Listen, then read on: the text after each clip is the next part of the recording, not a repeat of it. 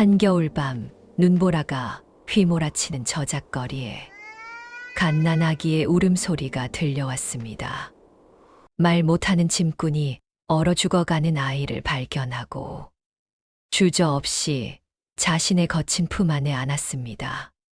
그러나 며칠 뒤 시장 전체주가 하인들을 이끌고 쳐들어왔습니다. 이놈! 말도 못하는 주제에 어디서 천륜을 어기는 도둑질을 했느냐? 매가 내리꽂힐 때마다 넉마를 입은 사내의 몸이 휘청입니다. 하지만 그는 품 안의 아이를 결코 놓지 않았습니다. 장터 사람들이 침을 뱉으며 손가락질했습니다. 상놈이 감히 양반과 도령을 훔쳐오다니! 당장 관가에 넘겨라! 관가에서 곤장 30대를 맞고도 그 아이를 지켜냈습니다. 그로부터 20년의 세월이 흐른 뒤 늙은 사내가 떨리는 손으로 품에서 꺼낸 낡은 편지 한 장. 거기엔 왕의 표식이 선명하게 찍혀 있었습니다. 혀를 잃고서라도 지켜야 했던 것은 무엇이었으며 버려진 아이는 어떻게 기세등등하던 가문의 몰락을 지켜보게 된 것일까요? 과연 말 못하는 사내의 정체는 무엇일까요? 실록에는 서출의 원통함이 하늘에 닿았다는 기록과 왕의 비밀 밀서에 대한 기록이 선명히 남아 있습니다. 오늘 이야기는 바로 이 엄중한 밀명과 기록들 사이에 숨겨진 한 남자의 침묵에 관한 비화입니다. 이 모든 비극의 시작은 조선시대의 어느 추운 겨울밤으로 거슬러 올라갑니다. 황주 김씨 가문의 별채에서 날카로운 비명이 터져 나왔습니다. 인연, 감히 천한 몸으로 가문의 씨를 훔치고 무사할 줄 알았느냐? 본처 정씨 부인이 몸종들을 시켜 서모 월선의 머리채를 잡아 끌었습니다. 갓 낳은 아기를 품에 안은 월선은 마루 끝으로 내동댕이 쳐졌습니다. 아님, 제발 이 아이만은 살려주십시오. 닥쳐라! 서출 따위가 이 가문에 발붙일 곳은 없다! 정씨 부인은 도끼 어린 눈빛으로 하인들에게 명령했습니다. 저 아이를 당장 성 밖 개천가에 내다 버려라! 얼어 죽든 굶어 죽든 다시는 내 눈에 띄지 않게 하란 말이다! 하인들이 아기를 빼앗으려 하자 월선이 필사적으로 매달렸습니다. 하지만 정씨 부인의 손짓 하나에 몸종이 월선의 입에 무언가를 억지로 들이켜게 했습니다. 잠시 후 월선은 고통스러운 신음과 함께 쓰러졌습니다. 단번에 목숨을 앗아가는 지독한 극약이었습니다. 어미도 없는 핏덩이가 어찌 홀로 목숨을 부지하겠느냐? 이것으로 내년에 기구한 팔자도 끝이다. 하인들은 명을 받들어 아기를 보따리에 싸서 한양 저작거리 한 구석에 내버렸습니다. 눈보라가 휘몰아치는 밤이었습니다. 아기는 추위에 얼어붙어 가며 미약하게 울음을 토해냈습니다. 그때 짐을 지고 지나가던 한 사내가 발걸음을 멈췄습니다. 무복이었습니다. 그는 말을 할 수 없는 벙어리였지만 귀는 밝았습니다. 아기의 울음소리를 듣고 보따리를 풀어보니 파란 입술로 떨고 있는 갓난아기가 있었습니다. 무복은 망설이지 않고 자신의 누더기 저고리를 벗어 아기를 감쌌습니다. 그리고는 품에 안고 자신의 허름한 움막으로 향했습니다. 시장 사람들이 그를 보고 수군거렸습니다. 벙어리가 어디서 아이를 주워왔나? 저놈 혼자 먹고 살기도 빠듯할 텐데 남의 자식까지 거두다니. 무복은 아랑곳하지 않고 아기를 따뜻하게 감싸 안았습니다. 아기는 서서히 체온을 되찾으며 울음을 멈췄습니다. 무복은 손짓으로 하늘에 감사를 표하며 아기의 이마에 입을 맞췄습니다. 그때 옆집에 사는 과부 순덕이 무복의 움막으로 들어왔습니다. 순덕은 시장에서 국밥집을 하며 근근히 살아가는 여인이었습니다. 하지만 그녀에게는 아무도 모르는 비밀이 있었습니다. 그녀는 한때 대궐의 궁녀였으나 어떤 사건에 휘말려 쫓겨난 몸이었습니다. 무복, 그 아이는 어디서 난 것이야? 무복은 손짓으로 사정을 설명했습니다. 순덕은 한숨을 쉬며 아이를 안아보았습니다. 이 추운 날 버려진 아이를. 당신 참 마음이 고우시네요. 그때 아기가 울음을 터뜨렸습니다. 배고픈 울음이었습니다. 순덕의 얼굴이 굳어졌습니다. 이런, 갓난아기는 젖을 먹어야 하는데. 순덕은 잠시 망설이다가 아기를 품에 안았습니다.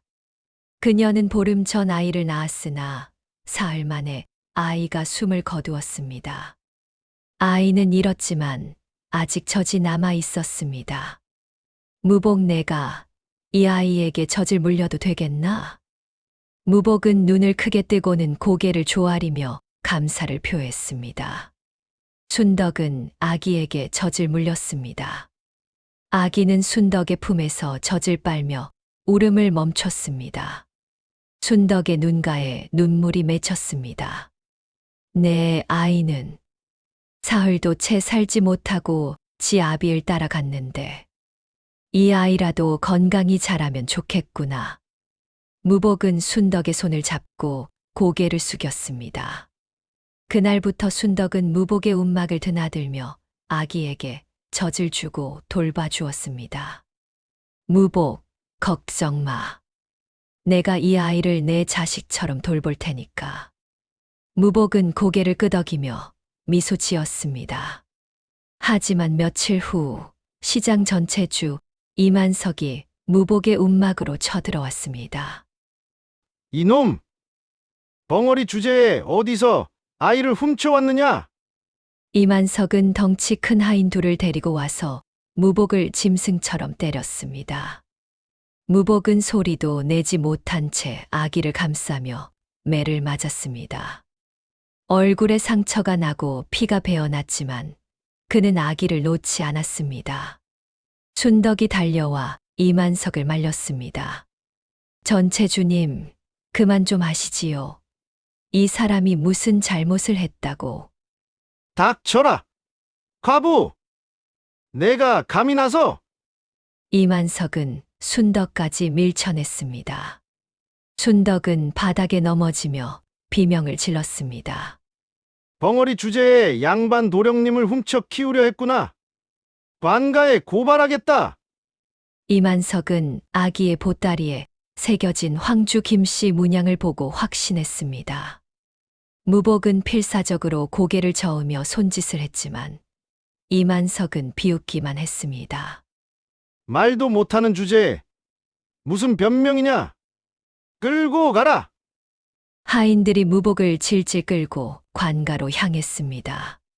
순덕이 놀라 일어나 뒤따라갔습니다. 시장 사람들이 구경하러 모여들었습니다. 무복은 끝까지 아기를 놓지 않았고 관가 앞에서 무릎을 꿇었습니다. 사또가 나와 사건을 살폈습니다. 이놈이 황주 김씨 가문의 아이를 훔쳤다는 것이냐? 그렇사옵니다. 사또, 저 상놈은 천안짐꾼 주제에 양반 도령님을 제 자식인 양 키우려 했사옵니다. 사또는 잠시 무복을 내려다보았습니다.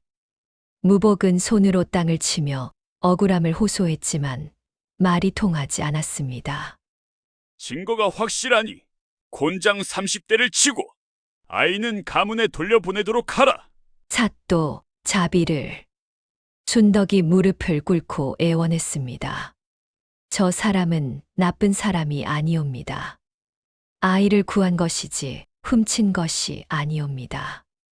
얼어 죽어가는 아이를 그냥 지나칠 수 없었던 것이옵니다. 과부 주제에 감히 관가 일에 참견하느냐? 이만석이 소리쳤고 사또는 손을 저었습니다. 법은 법이다. 매를 쳐라. 곤장이 무복의 등에 내리꽂혔습니다.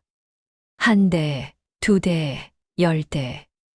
무복은 신음조차 내지 못한 채 고통을 견뎠습니다. 하지만 그는 아기를 끝까지 놓지 않았습니다. 30대를 다 맞고 나서야 힘없이 쓰러졌습니다. 순덕이 울며 무복을 부축하려 했지만 관속들이 막아섰습니다. 이만석이 아기를 빼앗으려 하자 무복은 마지막 힘을 짜내어 아기를 감쌌습니다. 그의 눈에는 간절함이 가득했습니다. 사또가 그 모습을 보고는 한숨을 쉬었습니다. 가문에 알아보니 이 아이는 서출로 버려진 자식이라 하더라. 가문에서도 찾지 않겠다 했으니 그대가 키우도록 하라. 무복의 얼굴에 희미한 미소가 번졌습니다. 그는 고개를 조아리며 감사를 표했습니다. 순덕이 달려와 무복을 부축해 일으켰습니다. 무복, 일어나요. 이제 괜찮아요. 무복은 아이를 꼭 안고 움막으로 돌아왔습니다. 순덕이 약초를 구해 무복의 상처를 치료해 주었습니다. 이제 우리 셋이서 잘 살아봐요. 제가 이 아이를 내 자식처럼 키울 테니까요. 무복은 순덕의 손을 잡고 고개를 숙였습니다. 그날 밤 무복은 아이의 이름을 지었습니다. 강산. 강처럼 세차게 흐르고 산처럼 우뚝 서라는 뜻이었습니다. 물론 말로 부를 수는 없었지만 마음속 깊이 새겼습니다. 세월이 흘러 강산은 5살이 되었습니다. 무복은 날마다 짐을 나르며 품삯을 모았습니다. 그 돈으로 강산에게 밥을 먹이고 옷을 해 입혔습니다. 하지만 무복 자신은 늘 굶주렸습니다. 순덕도 옆에서 강산을 돌봐주었습니다. 어느 날 무복은 시장 한쪽에 자리 잡은 서당을 발견했습니다. 그곳은 몰랑이 양반 출신 청운 선생이 아이들에게 글을 가르치는 곳이었습니다. 무복은 청운 선생을 찾아가 손짓으로 간곡히 부탁했습니다. 강산에게 글을 가르쳐 달라는 것이었습니다. 청운 선생은 난처한 표정을 지었습니다. 글을 가르치려면 돈이 필요하오. 나도 먹고 살아야 하니. 무복은 고개를 끄덕이며 품에서 동전 몇 잎을 꺼내 청운 선생의 손에 쥐어 주었습니다. 청운 선생은 그 돈을 보고 눈시울이 붉어졌습니다. 이건 한 달 품삯의 절반이 아니오? 당신은 뭘 먹고 살려고? 무복은 빙그레 웃으며 괜찮다는 듯 손을 저었습니다. 청운 선생은 한숨을 쉬며 돈을 받았습니다. 알겠소. 강산이를 제대로 가르쳐 보겠소. 그날부터 강산은 청운 선생에게 천자문을 배우기 시작했습니다. 놀랍게도 강산은 한 번 보면 바로 외울 정도로 총명했습니다. 청운 선생은 감탄을 금치 못했습니다. 이 아이는 범상치 않소. 타고난 제목이요. 무복은 그 말을 듣고 기뻐하며 일을 더 열심히 했습니다. 하지만 시장 사람들의 시선은 여전히 차가웠습니다. 특히 이만석은 무복을 볼 때마다 트집을 잡았습니다. 벙어리 주제에 자식 교육이라니. 웃기는 일이로군. 강산이 7살이 되던 해 황주 김씨 가문에 큰 변화가 생겼습니다. 가문의 세력이 날로 커져 조정에서도 막강한 영향력을 행사하게 된 것입니다. 그와 함께 정씨 부인의 아들, 강산의 이복형인 김정욱이 출세가도를 달리고 있었습니다. 어느 날 김정욱이 시장에 나타났습니다. 비단 도포의 갓을 쓰고 하인 선옷을 거느린 채였습니다. 시장 사람들이 고개를 조아렸습니다. 도령님, 어인일로 이런 곳에. 아, 별일 아니네. 그저 구경 좀 하러 왔지. 김정욱은 시장을 둘러보다가 무복과 강산을 발견했습니다. 그의 눈빛이 싸늘하게 변했습니다. 저게 누구냐? 이만석이 재빨리 대답했습니다. 아, 저 벙어리와 주운 자식입니다, 도령님. 주운 자식. 김정욱은 천천히 무복에게 다가갔습니다. 무복은 본능적으로 강산을 뒤로 숨겼습니다. 김정욱은 코웃음을 쳤습니다. 벙어리 주제에 자식 교육을 시킨다니 가소롭구나. 그는 갑자기 무복의 얼굴에 침을 뱉었습니다. 무복은 꼼짝하지 않았습니다. 강산이 분노로 떨었지만 무복은 강산의 손을 꼭 잡아 말렸습니다. 이런 천것들이 우글대는 곳에서 글을 배운다고 참으로 불쌍한 일이로다.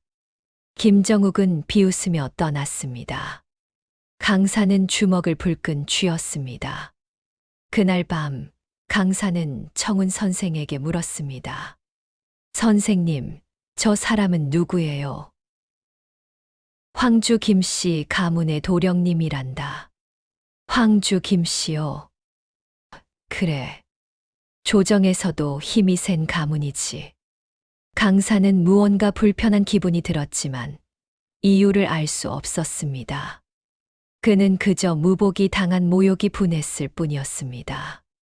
그로부터 며칠 후 무복이 평소보다 늦게 돌아왔습니다.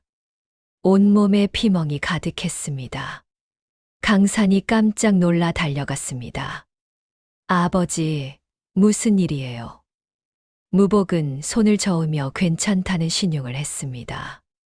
하지만 강산은 알았습니다. 이만석이 또 무복을 때렸다는 것을. 무복은 그날도 품삯을 청운 선생에게 고스란히 건넸습니다. 강산의 글 공부를 위해서였습니다. 순덕이 무복의 상처를 치료하며 한숨을 쉬었습니다. 무복, 이렇게까지 해야 하나요? 강산이도 이제 컸으니. 무복은 고개를 저으며 강산을 바라보았습니다. 그의 눈빛에는 간절함이 담겨 있었습니다. 강산은 눈물을 삼켰습니다. 그는 더 열심히 공부하기로 다짐했습니다. 언젠가는 아버지를 지킬 수 있는 사람이 되리라. 강산이 15살이 되던 해, 그는 더 이상 어린아이가 아니었습니다. 청운 선생에게 배운 글과 셈은 이미 시장의 어떤 상인보다 뛰어났습니다. 강산은 천부적인 장사 수완을 발휘하기 시작했습니다. 처음에는 작은 물건을 사다가 되파는 것으로 시작했습니다. 강산은 어느 물건이 언제 비싸지고 싸지는지 꿰뚫어 보는 눈이 있었습니다. 보름 만에 원금의 2배를 벌어들였습니다. 이 녀석, 장사 귀신이로구나. 시장 사람들이 감탄했습니다. 청운 선생도 흐뭇하게 웃었습니다. 내가 이렇게 똑똑할 줄은 몰랐다. 앞으로가 기대되는구나.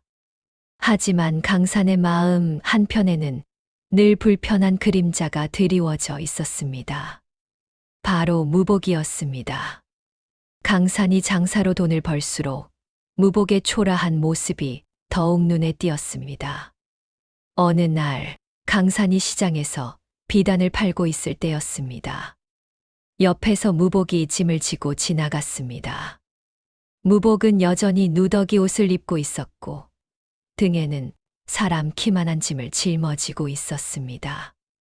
마침 그 순간 다른 상인의 아들이 강산에게 다가왔습니다. 야, 내가 요즘 장사 잘한다며? 그나저나 저 벙어리가 내 아비라며? 강산의 얼굴이 굳었습니다. 그게 무슨 상관이냐? 하하, 상관없지. 그냥 신기해서 물어본 거야.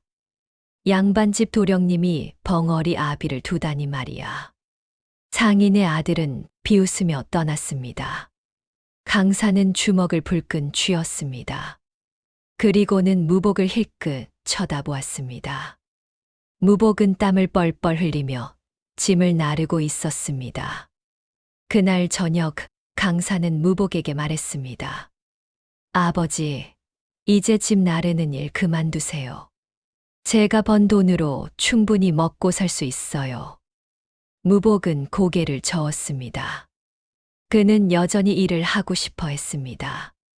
강사는 짜증이 났습니다. 왜 그러세요? 사람들이 다 비웃는다고요. 그 순간 강사는 자신이 무슨 말을 했는지 깨달았습니다. 무복의 얼굴이 창백하게 변했습니다. 강사는 황급히 말을 이었습니다.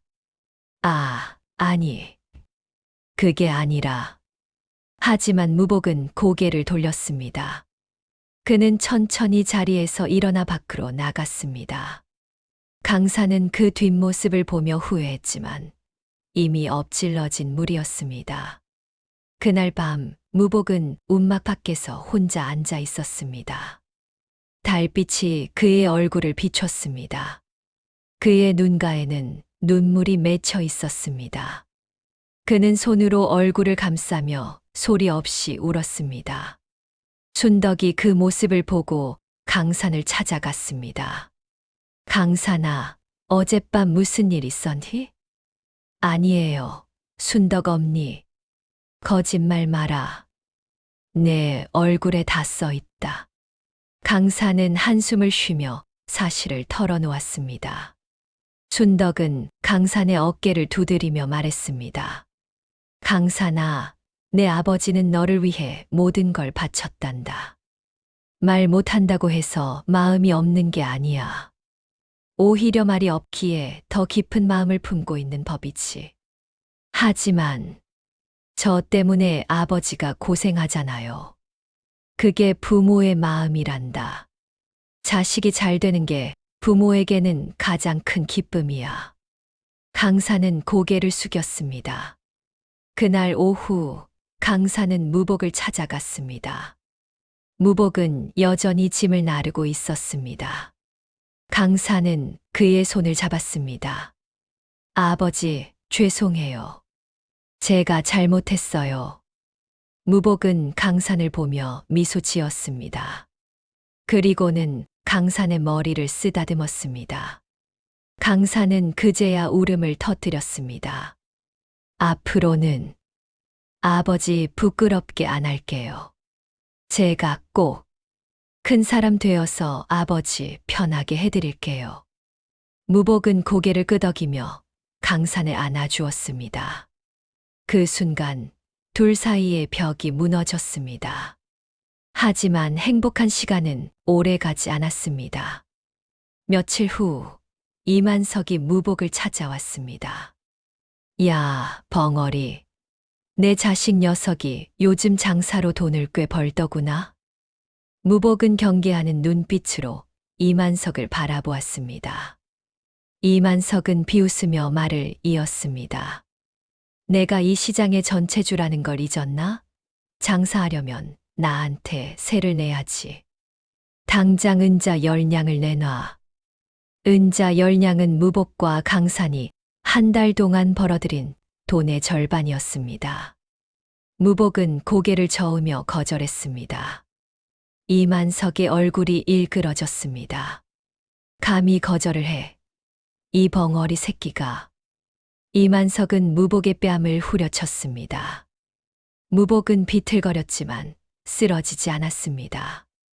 이만석은 계속해서 무복을 때렸습니다. 돈을 안 낼 거면 내 자식 장사를 못하게 만들어 버리겠다. 그 순간 강산이 달려왔습니다. 그만두세요. 강산은 이만석과 무복 사이에 끼어들었습니다. 이만석은 강산을 보고 코웃음을 쳤습니다. 오, 천출도령님이 나타났구나. 내가 뭘 할 수 있을 것 같으냐? 제가 돈을 낼게요. 대신 아버지는 건드리지 마세요. 이만석은 잠시 생각하더니 고개를 끄덕였습니다. 좋아. 그럼 은자 10냥 당장 내놔. 강사는 품에서 돈주머니를 꺼내 이만석에게 건넸습니다. 이만석은 만족스럽게 웃으며 돈을 받았습니다. 다음 달에도 잊지 말고 내야 한다. 알겠나? 이만석은 비웃으며 떠났습니다. 무복은 강산을 보며 미안한 표정을 지었습니다. 강산은 고개를 저었습니다. 괜찮아요, 아버지. 제가 더 열심히 벌면 돼요. 하지만 강산의 마음 속에는 분노가 타올랐습니다.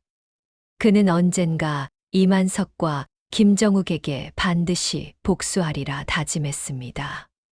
강산이 18살이 되던 해, 그는 이미 시장에서 손꼽히는 상인으로 성장해 있었습니다. 청운 선생의 인맥과 자신의 장사 수완을 결합해 비단, 약재, 곡물 등 다양한 물품을 거래했습니다. 하지만 이만석의 횡포는 날로 심해졌습니다. 은자 20냥을 내라. 내 장사가 커진 만큼 새도 늘어야지.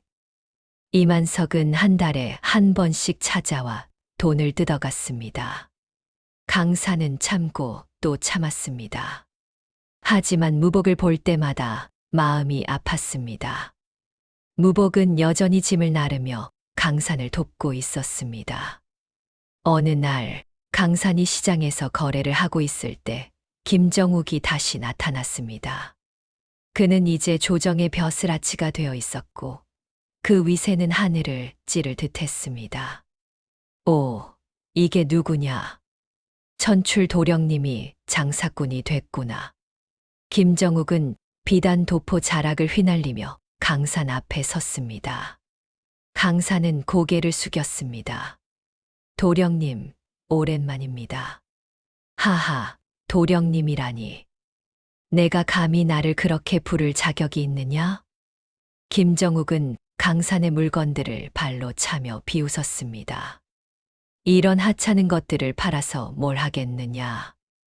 천출은 천출답게 살아야지. 강산은 주먹을 불끈 쥐었지만 참았습니다. 김정욱은 계속해서 조롱했습니다. 그나저나 내 아비는 어디 있느냐? 그 벙어리 말이야. 짐을 나르러 갔습니다. 아직도 짐꾼이냐? 참으로 한심한 인생이로다. 그 순간 무복이 짐을 지고 지나갔습니다. 김정욱은 무복을 보고 픽 웃었습니다. 저기 오는구나. 야, 벙어리. 무복은 멈춰 섰습니다. 김정욱은 천천히 무복에게 다가가더니 갑자기 무복의 지게를 발로 차 버렸습니다. 짐이 땅에 쏟아지고 무복은 균형을 잃고 넘어졌습니다. 도령님. 강산이 소리쳤지만 김정욱은 아랑곳하지 않았습니다. 그는 무복을 개처럼 밟으며 말했습니다. 벙어리 주제의 양반 자식을 키웠다고? 내 주제를 알아야지. 무복은 아무 소리도 내지 못한 채 땅바닥에 엎드려 있었습니다. 강산은 분노로 몸을 떨었습니다. 그는 김정욱에게 달려들려 했지만 순덕이 재빨리 강산을 말렸습니다. 강산아, 안 돼. 저 사람은 조정 벼슬아치야. 건드렸다간 내가 죽어. 강산은 이를 악물며 참았습니다. 김정욱은 만족스럽게 웃으며 떠났습니다. 천것들끼리 잘 살아라. 하하하. 강산은 무복을 부축해 일으켰습니다. 무복의 얼굴에는 피가 흐르고 있었습니다. 강산은 눈물을 흘리며 말했습니다. 아버지, 미안해요. 제가 무능해서. 무복은 고개를 저으며 강산을 안아주었습니다. 하지만 강산의 마음속에는 복수의 불씨가 타올랐습니다. 그날 밤 강산은 청운 선생을 찾아갔습니다. 선생님, 어떻게 하면 저 사람들을 이길 수 있을까요? 청운 선생은 한숨을 쉬며 대답했습니다. 강산아, 지금 이곳에서는 안 돼. 김정욱의 권세가 너무 막강하다. 한양을 떠나 힘을 키워야 해. 어디로 가야 할까요? 개성으로 가거라. 거기서 큰 상단과 인연을 맺고 장사를 배워라. 돈을 많이 벌어 권력을 가져야 저들과 맞설 수 있다. 강산은 고개를 끄덕였습니다. 그는 무복에게 말했습니다. 아버지, 제가 잠시 개성에 가서 장사를 배워올게요. 꼭 성공해서 돌아올게요. 무복은 슬픈 눈빛으로 강산을 바라보았습니다. 하지만 그는 고개를 끄덕이며 강산을 떠나보냈습니다. 강산은 무복의 손을 꼭 잡았습니다. 아버지, 조금만 기다려주세요.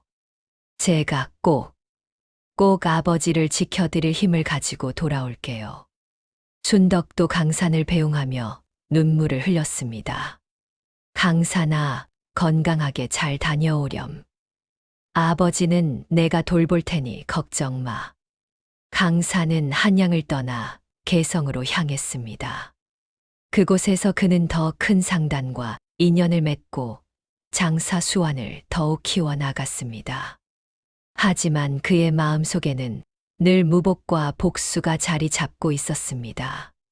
3년의 세월이 흐른 어느 봄날 한양 도성의 남대문이 들썩였습니다.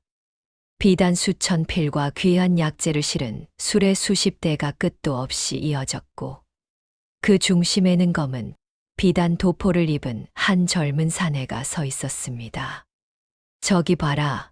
서북 지방의 상권을 쥐고 흔든다는 그 거상 강대행수가 아니냐. 사람들이 웅성거렸습니다. 하지만 누구도 그가 과거 시장 바닥에서 침뱉음을 당하던 벙어리 짐꾼의 아들 강산이라는 사실은 꿈에도 몰랐습니다. 그 길로 강산이 향한 곳은 한양 구석의 낡은 오두막이었습니다. 그곳에는 여전히 낡은 저고리를 입고 아들을 기다리는 늙은 무복이 있었습니다. 강산은 말에서 내려 흙바닥에 무릎을 꿇었습니다. 아버지, 소자 돌아왔습니다. 이제 더는 누구도 아버지를 짐승이라 부르지 못할 것입니다. 말 못하는 무복의 눈에서 굵은 눈물이 떨어졌습니다. 복수의 서막이 오르는 순간이었습니다. 말 못하는 짐꾼의 아들에서 천하를 호령하는 거상으로 돌아온 강산.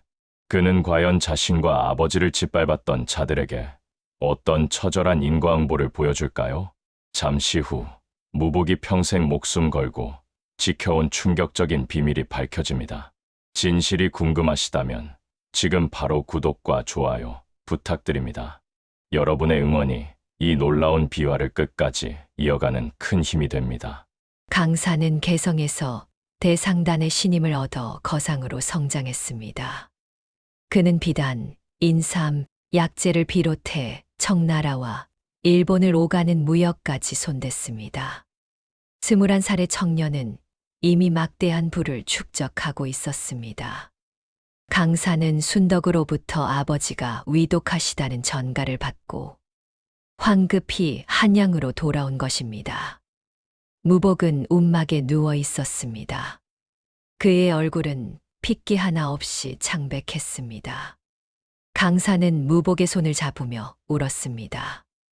아버지, 아버지. 무복은 희미하게 눈을 떴습니다. 그는 강산을 보고 미소 지으며 손을 들어 강산의 뺨을 쓰다듬었습니다. 그리고는 종이 조각을 꺼내 강산에게 쥐어주었습니다. 강산이 종이를 펼쳐보니 거기에는 글씨가 적혀 있었습니다. 내가 자랑스럽다. 아버지 무복. 강산은 울음을 터뜨렸습니다. 무복은 평생 말을 하지 못했지만 글로나마 마음을 전한 것이었습니다. 강산은 무복을 안으며 말했습니다. 아버지, 저 이제 성공했어요. 아버지를 편하게 해드릴 수 있어요. 제발 일어나세요.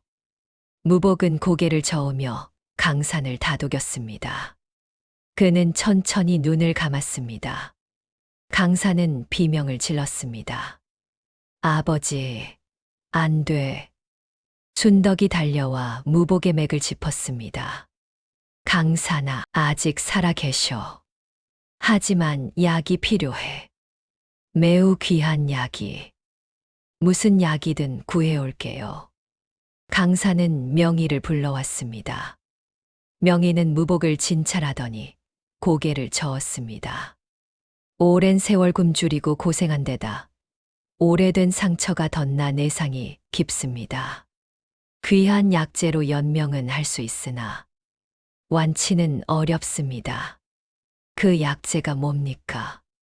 천산삼과 녹용, 그리고 사향입니다. 하지만 이 세 가지를 구하려면 돈은 얼마든지 있습니다. 강사는 즉시 약재를 구하러 나섰습니다. 그는 개성의 인맥을 총동원해 천산삼과 녹용, 사향을 구했습니다. 그리고 명의가 직접 약을 다려 무복에게 먹였습니다. 며칠 후 무복은 조금씩 회복되기 시작했습니다.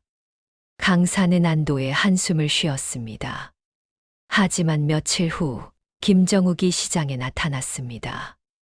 그는 여전히 조정의 벼슬아치로 막강한 권세를 부리고 있었습니다. 오, 강산이 돌아왔다던데. 어디 보자. 김정욱은 강산의 상점으로 찾아왔습니다. 강산은 고개를 숙였습니다. 도령님, 오랜만입니다. 도령님이라니. 이제는 나를 대감이라 불러야지. 나는 조정의 당상관이 되었느니라. 김정욱은 교만하게 웃으며 강산의 물건들을 둘러보았습니다. 거상이 되었다며? 좋구나. 그럼 이제 나에게 세를 내야겠지. 세라니요. 이 한양에서 큰 장사를 하려면 조정의 허락이 필요하지. 나에게 은자 300냥을 바치면 허락해 주겠노라. 강사는 이를 악물었습니다. 하지만 거절할 수 없었습니다. 김정욱의 권세는 이만석과는 비교할 수 없을 만큼 막강했습니다. 알겠습니다. 강사는 은자 300냥을 건넸습니다. 김정욱은 만족스럽게 웃으며 떠났습니다. 다음 달에도 잊지 말고 바치도록 하여라. 김정욱이 떠난 후 강사는 분노로 떨었습니다. 청운 선생이 다가와 말했습니다. 강사나 참아야 한다. 저들은 너무 강하다. 지금은 때가 아니다. 조심해야 한다. 강사는 고개를 끄덕였지만 마음속으로는 복수를 다짐했습니다. 아버지, 저는 언제까지 이렇게 당해야 할까요? 그날 밤 강사는 무복 옆에 앉았습니다. 무복은 순덕을 불러달라는 손짓을 했습니다. 강사는 순덕을 불러왔습니다. 순덕이 도착하자 무성은 그녀에게 손짓으로 무엇인가 이야기했습니다. 순덕의 얼굴이 점점 굳어졌습니다. 강사나, 아버지가 너에게 할 말이 있다고 하시는구나. 아주 중요한 이야기라고. 강사는 긴장하며 무복을 바라보았습니다. 아버지, 무슨 말씀이신지요? 무복은 강산을 보며 슬픈 미소를 지었습니다. 그리고는 천천히 품에서 낡은 보자기를 꺼냈습니다. 보자기 안에는 여러 장의 문서가 들어 있었습니다. 강산이 첫 번째 편지를 펼쳐보니 거기에는 왕의 옥새가 붉게 찍혀 있었습니다. 이게 뭡니까? 무복은 손짓으로 강산에게 계속 읽으라고 했습니다. 강산은 떨리는 손으로 편지를 읽기 시작했습니다. 짐은 그 미군 무복에게 밀명을 내린다. 조정 내 역적 무리를 색출하고 그 증거를 완벽히 확보하라. 단, 이 일은 극비이니 누구에게도 알려서는 안 되며 증거가 완벽히 갖춰진 후 짐에게 직접 보고하라. 강산의 눈이 커졌습니다. 그는 무복을 바라보았습니다. 아버지, 이게 정말입니까? 무복은 고개를 끄덕였습니다. 그리고는 다시 손짓으로 이야기를 이어갔습니다. 순덕이 옆에서 통역을 도왔습니다. 무복은 선왕 시절 그 미군이었습니다. 선왕께서 조정 내 역적의 움직임을 눈치채시고 무복에게 밀명을 내리셨습니다. 순덕의 목소리가 떨렸습니다. 무복은 몇 달간 추적한 끝에 황주 김씨 가문이 임금을 독살하려 한다는 증거를 잡았습니다. 하지만 증거를 완벽히 확보하기 전 역적들에게 발각되었습니다. 강사는 숨을 죽이며 들었습니다. 역적들은 무복을 납치해 혀를 잘랐습니다. 말을 못하게 만들어 증거를 없애려 한 것입니다. 그리고는 죽은 줄 알고 한강에 버렸습니다. 그럼 아버지는 어떻게? 무복은 간신히 살아났습니다. 하지만 그때 이미 순덕이 말을 잇지 못하고 눈물을 흘렸습니다. 무복이 다시 손짓을 했습니다. 그때 이미 선왕께서 급서하셨습니다. 역적들이 독을 쓴 것입니다. 강사는 충격에 빠졌습니다. 그때 순덕이 떨리는 목소리로 말했습니다. 강사나, 사실 나도 그 일을 알고 있다. 강산과 무복이 동시에 순덕을 바라보았습니다. 순덕은 눈물을 흘리며 말을 이었습니다. 나는 한때 대궐의 궁녀였단다. 그리고 내 친구 매화도 함께 궁녀였지. 순덕은 떨리는 목소리로 자신의 과거를 꺼냈습니다. 매화는 선량한 아이였어. 하지만 황주 김씨 일가가 매화를 협박했어. 매화의 부모를 죽이겠다고. 그래서 매화는 어쩔 수 없이. 순덕의 목소리가 끊어졌습니다. 매화가 선왕의 음식에 그들이 준 것을 넣었단다. 그녀는 그것이 무엇인지는 몰랐으나 어린 궁녀인 매화는 그들의 협박에 따를 수밖에 없었다. 그날 밤 매화는 내게 와서 울며 모든 걸 고백했어. 그리고는 궁을 빠져나갔지. 황주 김씨 사람들이 매화를 데리러 왔거든. 강사는 숨을 죽이며 들었습니다. 나는 매화를 따라갔어. 그리고 그들이 매화를 죽이는 걸 봤어. 입막음을 하려고 말이야. 나는 숨어서 그 모든 걸 봤단다. 순덕은 울며 말을 이었습니다. 나는 너무 무서웠어. 고발하려 했지만 나는 이미 궁에서 쫓겨난 몸이었어. 아무도 내 말을 믿지 않을 거라는 걸 알았어. 그래서 나는 숨어 살았어. 무복을 만났을 때 나는 알았어. 이 사람도 나처럼 진실을 알고 있다는 걸. 그래서 우리는 함께 기다렸어. 언젠가 이 진실을 밝힐 수 있는 날을. 그런데 왜 지금까지? 무복은 순덕의 손을 잡았습니다. 두 사람은 눈물을 흘렸습니다. 선왕께서 돌아가시고 어린 임금께서 즉위하셨다.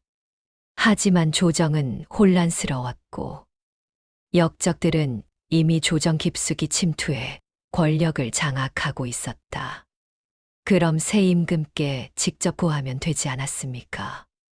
무복은 슬픈 눈빛으로 고개를 저었습니다. 무복의 신분을 아는 사람은 오직 선왕뿐이었습니다.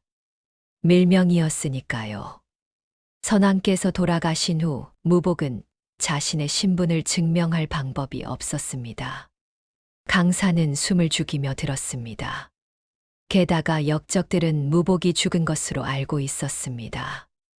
만약 무복이 나타나면 어떻게 되었을까요? 증거를 파괴하고 아버지를 죽이려 했겠군요. 그렇습니다.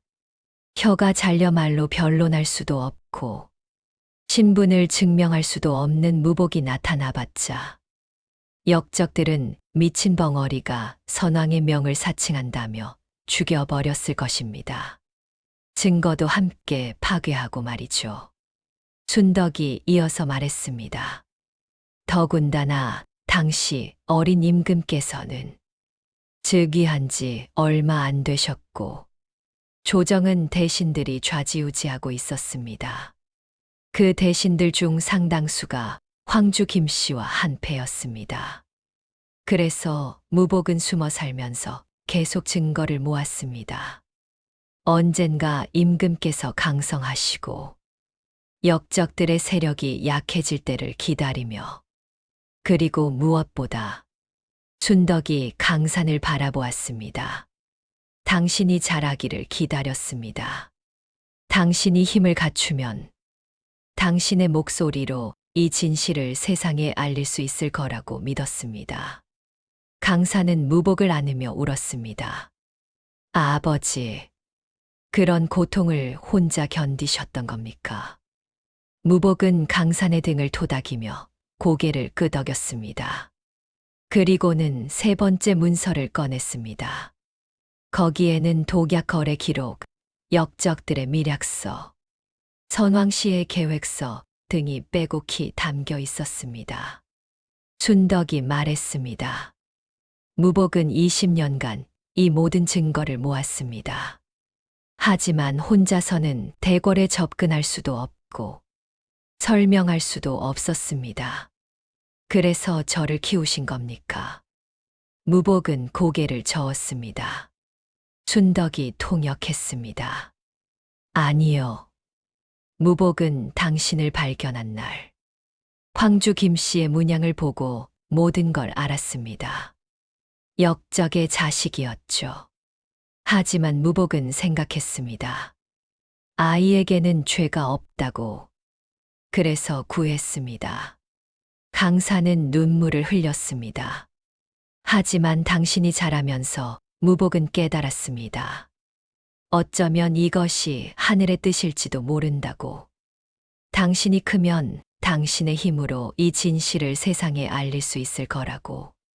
강사는 무복의 손을 꼭 잡았습니다. 아버지, 제가 하겠습니다.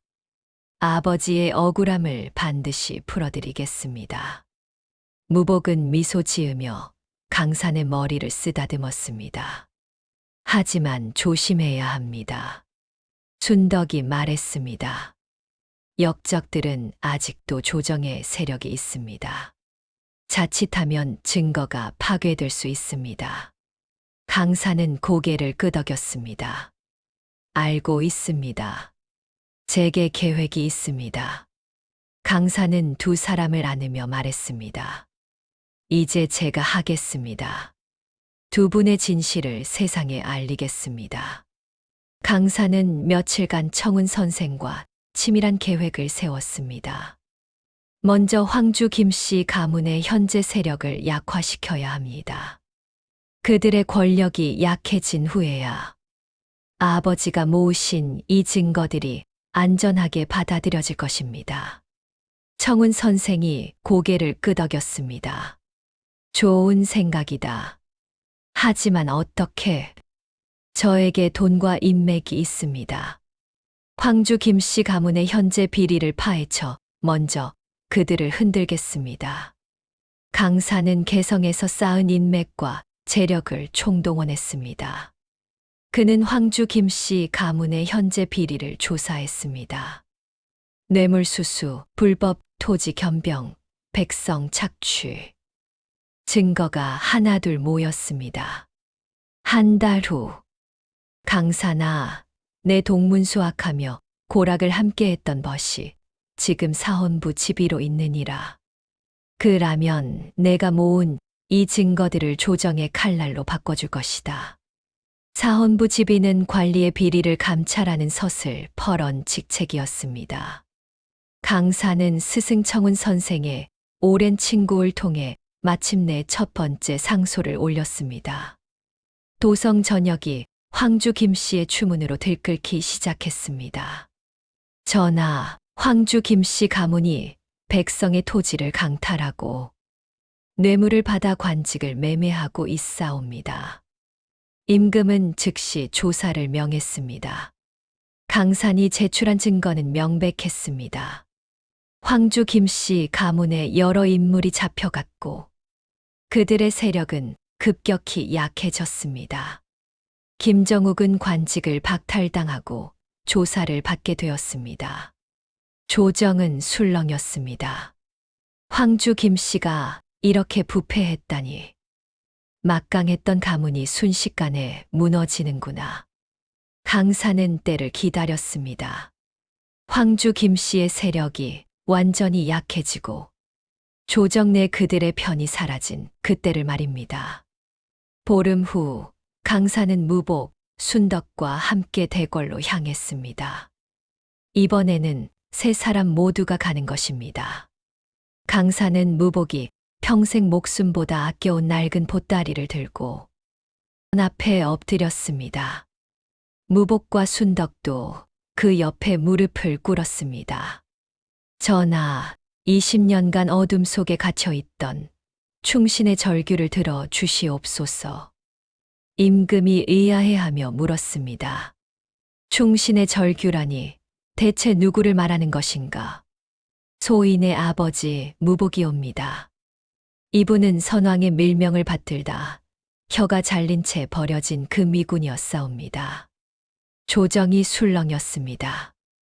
대신들이 비웃으며 수군거렸습니다. 말 못하는 짐꾼이 그 미군이었다니 해괴한 소리로다. 저작거리 벙어리를 어찌 믿겠는가.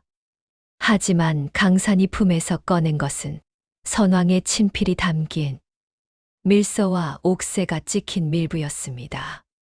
전하, 이것이 선왕께서 무복에게 내리신 밀명이옵니다. 옥새를 확인해 주시옵소서. 임금은 내시에게 명하여 편지를 가져오게 했습니다. 편지를 펼쳐본 임금의 얼굴이 창백해졌습니다. 이것은 분명 선왕의 옥새가 맞도다.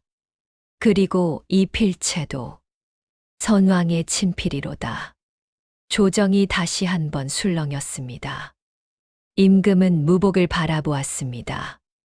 그대가 정말 선왕의 밀명을 받은 그 미군이란 말인가. 무복은 고개를 숙여 절했습니다. 강산이 말했습니다. 전하, 무복은 선왕의 밀명을 받고 조정 내 역적을 추적했사옵니다. 그러나 역적들에게 발각되어 혀가 잘렸사옵니다. 역적이라니 누구를 말하는 것인가? 황주 김씨 가문이옵니다. 조정이 발칵 뒤집혔습니다. 황주 김씨 가문에 남은 인물들이 소리쳤습니다. 무고하옵니다. 저런 벙어리의 말을 어찌 믿겠사옵니까? 하지만 강사는 차분하게 두 번째 보자기를 꺼냈습니다.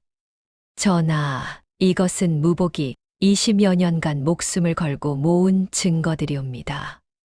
보따리 안에서 쏟아진 것은 수십 장의 문서였습니다. 역적들의 비밀 서신, 밀약서, 무복이 직접 목격한 미래 기록들. 임금은 하나하나 살피며 분노로 떨었습니다. 이것들이 정말이란 말인가? 그렇사옵니다, 전하. 무복은 선왕의 밀명을 받고 이 증거들을 모았습니다. 하지만 역적들에게 발각되어 혀가 잘렸고 그때 이미 선왕께서 급서하셨사옵니다. 임금의 얼굴이 일그러졌습니다. 선왕을 독살하려 했다고? 그렇사옵니다. 황주 김씨 사람들이 다시 소리쳤습니다. 증거가 어디 있느냐? 독약 기록이라도 있단 말이냐? 강사는 고개를 돌려 순덕을 바라보았습니다. 순덕은 떨리는 몸으로 일어나 임금 앞으로 나아갔습니다. 전하, 소인이 증인이옵니다. 조정이 술렁였습니다. 과부가 무슨 증인이란 말인가? 하지만 순덕은 떨리는 목소리로 말을 이었습니다. 소인은 한때 대궐의 궁녀였사옵니다. 그리고 제 친구 매화도 함께 궁녀였사옵니다. 임금이 눈을 크게 떴습니다. 궁녀였다고? 그렇사옵니다. 20년 전 황주 김씨 일가가 매화를 협박했사옵니다. 매화의 부모를 죽이겠다며. 그래서 매화는 어쩔 수 없이 선왕의 음식에 약을 넣었사옵니다. 조정이 발칵 뒤집혔습니다. 임금은 떨리는 목소리로 물었습니다. 그것이 사실이란 말인가? 그렇사옵니다. 그날 밤 매화는 제게 와서 울며 모든 걸 고백했사옵니다. 그리고는 황주 김씨 사람들에게 끌려갔사옵니다. 순덕은 눈물을 흘리며 계속 말했습니다. 소인은 그들의 뒤를 따라갔사옵니다. 그리고 그들이 매화를 죽이는 걸 보았사옵니다. 입막음을 하려고 말이옵니다. 어디서 죽였느냐? 한강 나루터였사옵니다. 소인은 숨어서 모든 걸 보았사옵니다. 그들은 매화를 칼로 찔러 죽이고 강에 던졌사옵니다. 순덕은 떨리는 손으로 품에서 낡은 천 조각을 꺼냈습니다. 이것은 그날 밤 매화가 입었던 치마폭이옵니다. 피가 묻어 있사옵니다.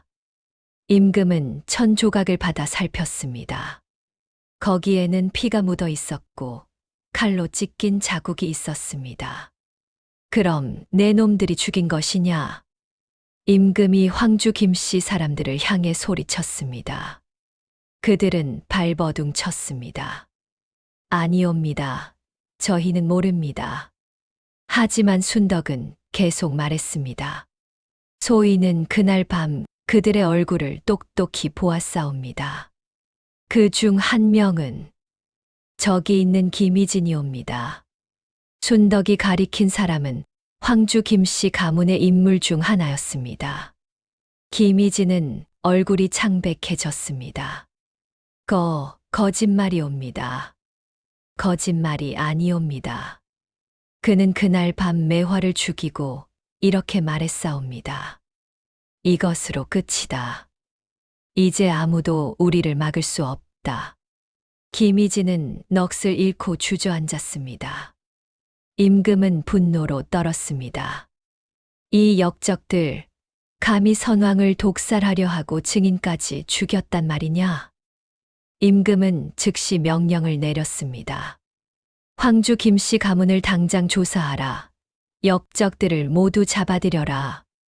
그날로 황주 김씨 가문은 선왕 독살 음모의 주동자로 지목되어 멸문지화를 당했습니다. 가문의 재산은 몰수되고 주요 인물들은 참형에 처해졌습니다. 김정욱도 대역죄인의 신분으로 끌려왔습니다. 그는 무복의 발치 아래 무릎 꿇려졌습니다. 전하, 저는 몰랐사옵니다. 조상들이 저지른 일입니다. 임금은 차갑게 말했습니다. 내가 몰랐다고? 하지만 내 놈은 이 충신을 짐승처럼 짓밟지 않았느냐? 내 놈이 개처럼 부렸던 저 사내가 바로 내 가문의 역적 행위를 막으려 했던 유일한 충신이었음을 알겠느냐? 김정욱은 넋을 잃고 무복을 바라보았습니다. 무복은 차갑게 그를 내려다보았습니다. 내 놈도 역적의 피를 이어받았으니 같은 죄로 다스리겠노라. 김정욱은 절규하며 끌려갔습니다. 임금은 무복의 관직을 복권시키고 정삼품 당상관의 직위를 내렸습니다. 경은 선왕을 위해 목숨을 바쳤고 역적의 자식까지 구하여 사람으로 키웠도다. 이야말로 진정한 충이요 인이로다. 임금은 순덕에게도 다가갔습니다. 그대 역시 훌륭하도다. 20년간 진실을 지켜왔으니 진정한 충녀로다. 임금은 순덕에게도 은자와 비단을 내렸습니다. 강산에게도 벼슬을 내렸습니다. 그대 역시 훌륭하도다. 두 분의 억울함을 풀어주었으니 효자로다. 황공하옵니다. 전하. 세 사람은 함께 대궐을 나왔습니다. 밖에는 이미 소문이 퍼져 수많은 백성이 모여 있었습니다. 강산은 무복을 화려한 비단 가마에 태웠습니다. 그리고 선언했습니다. 이분은 나라를 지킨 충신이시다. 말 못한다고 괄시하던 자들아, 똑똑히 보아라. 이분이 바로 내 아버지시다. 길을 메운 백성들이 무릎을 꿇고 절을 올렸습니다. 무복은 가마 안에서 소리 없는 눈물을 흘리며 아들의 손을 꼭 잡았습니다. 강사는 무복을 태운 비단 가마를 이끌고 한양의 큰 거리를 두루 돌았습니다. 저자거리, 종루, 광화문. 한때 무복을 천대하던 모든 곳을 지나며 강사는 큰 소리로 외쳤습니다. 이분은 나라를 위해 혀를 바친 충신이시다. 말 못한다 비웃던 자들아. 부끄러움을 알라. 사람들이 길 양옆으로 늘어서 고개를 조아렸습니다. 무복은 평생 처음으로 존경받는 순간을 맞이했습니다. 강사는 자신을 버렸던 황주 김씨의 폐허가 된 집터 앞에 가마를 세웠습니다. 아버지, 이제 하늘 푸십시오. 아버지가 충정으로 헌신한 이 나라가 결국 그들을 심판했습니다. 무복은 폐허를 바라보며 고개를 끄덕였습니다. 그의 눈에는 더 이상한이 아닌 평화가 깃들어 있었습니다. 강사는 이만석을 찾아갔습니다. 이만석은 거리에서 구걸을 하고 있었습니다.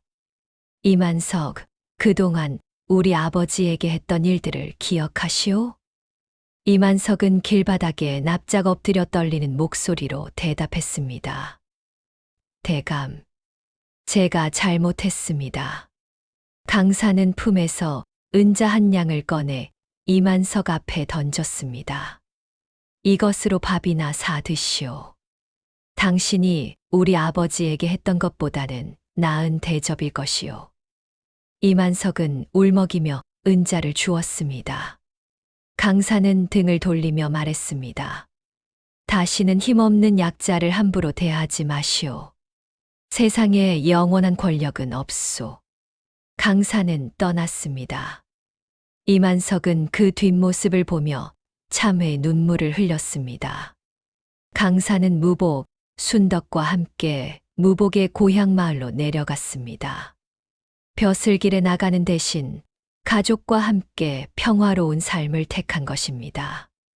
마을 사람들이 무복을 보고 놀라워했습니다. 무복이 아니요, 살아 있었구려. 그것도 대감이 되어 돌아왔다니. 강사는 마을 사람들에게 무복의 이야기를 들려주었습니다. 이분은 나라를 위해 혀를 잃었으나 그 어떤 말보다 위대한 삶을 사셨습니다. 이분이야말로 진정한 충신이십니다. 마을 사람들이 환호하며 무복에게 절했습니다. 강사는 마을에 큰 집을 지어 무복을 모셨습니다. 순덕도 함께 모셔와 편안한 노후를 보내게 했습니다. 세 사람은 피 한 방울 섞이지 않았으나 세상 그 어느 가족보다 끈끈한 사랑으로 남은 생을 보냈습니다. 세월이 흘러 무복은 평화롭게 눈을 감았습니다. 강사는 무복의 장례를 정삼품 관직자의 예우로 치렀습니다. 임금은 특별히 제문을 내리고 친히 쓴 비석을 하사했습니다. 왕의 비석에는 이렇게 새겨져 있었습니다. 충심으로 제 혀를 바쳐 나라의 명운을 보존하였고 인덕으로 버려진 생명을 거두어 대를 잇게 하였으니 참된 충과 의가 이 한 몸에 있었도다. 조선은 경의 이름을 영원히 기억하리라. 훗날 강산도 늙어 무복의 묘 옆에 묻혔습니다. 순덕도 그 옆에 묻혔습니다. 세 사람의 묘는 마을 사람들이 대대로 지켜주었고 그들의 이야기는 세상에 길이 전해졌습니다. 그렇다면 이 위대한 이야기는 어디서 전해진 것일까요? 실록에는 세종 28년 궁궐의 비밀을 아는 자들이 입을 굳게 닫았다는 기록뿐입니다. 그들이 무엇을 지켰는지는 단 한 줄도 적혀 있지 않습니다. 역사는 때로 기록 너머에 진실을 숨겨두기도 합니다. 세종의 시대를 지나 찾아온 인종과 명종의 시대 역시 그러했습니다.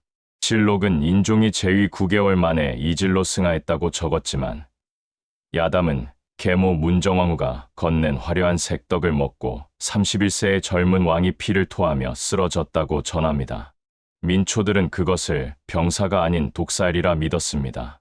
공식 기록은 침묵했으나 진실은 민초들의 입을 통해 살아남았습니다. 혀를 잃고서도 충절을 지킨 세종임금 시대의 무복처럼 말은 혀로 하는 것이 아니라 삶으로 하는 것입니다. 진정한 핏줄은 태어남이 아니라 함께 견딘 세월로 맺어집니다. 참과 거짓을 확인할 길은 없으나 이 이야기가 전해지는 이유는 오늘날 우리에게 묻기 때문일 것입니다. 진정한 충과 효, 그리고 가족이란 무엇인지를 말입니다. 여러분의 생각을 댓글로 남겨주세요. 구독과 좋아요는 다음 이야기를 찾는 큰 힘이 됩니다. 끝까지 함께해 주셔서 감사합니다.